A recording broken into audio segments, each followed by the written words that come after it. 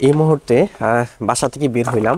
আর আজকে এক কথায় বলবো, আজকে এত পরিমাণ ঠান্ডা যে এই ঠান্ডার মাঝে আপনার কোনো মানুষ দেখতে পাচ্ছি না চারপাশে।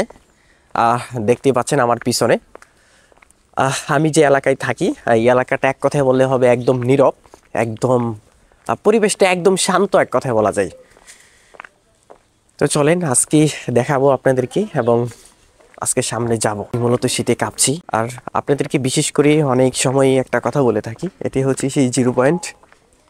মানে এখানে রাস্তা হচ্ছে তিন রাস্তার মোড় যাকে বলা হয়।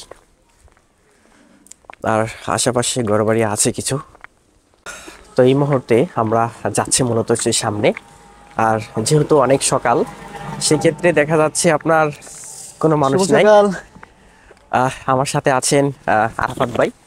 তো আরাফাত ভাইয়ের সাথে কিছু কথা আমি বলি। ভাই কেমন আছেন আপনি? আলহামদুলিল্লাহ ভালো। আপনি আজকে ভালো আছেন? সকালটা কেমন উপভোগ করছেন? সকাল আসলে প্রচুর ঠান্ডা লাগতেছে। মনে হচ্ছে যে আশেপাশে কোনো কুয়াশা নাই, কিন্তু বৃষ্টির মতো হালকা হালকা স্নো পড়তেছে।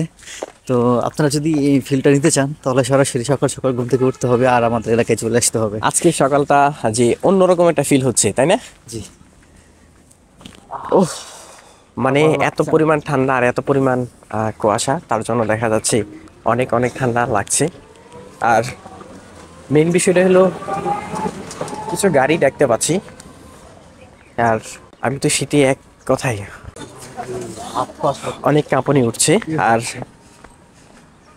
আমরা হাঁটতে হাঁটতে কিন্তু একটা মোড়ে চলে আসছি। আর এটা হচ্ছে আরেকটা মোড়, এটা হচ্ছে 3 রাস্তার মোড়ই। আর এটা হচ্ছে শিকারিকান্দা। আর এটা হচ্ছে মেন যে রোডটা আছে সেই রোডটা। আর এখান থেকে আমরা যেহেতু সকালে আসছি, এখান থেকে নাস্তাটা করবো। আর এখান থেকে নাস্তাটা করে তারপর যাবো। ঠিক আছে, আমরা এই হোটেলে আসছি। আর এই হোটেলে মূলত আমরা পরোটা নিয়েছি। তো শুরু করি আজকে সকালটা পরোটা দিয়েই। বিসমিল্লাহি ওয়া আলা বারাকাতিল্লাহ।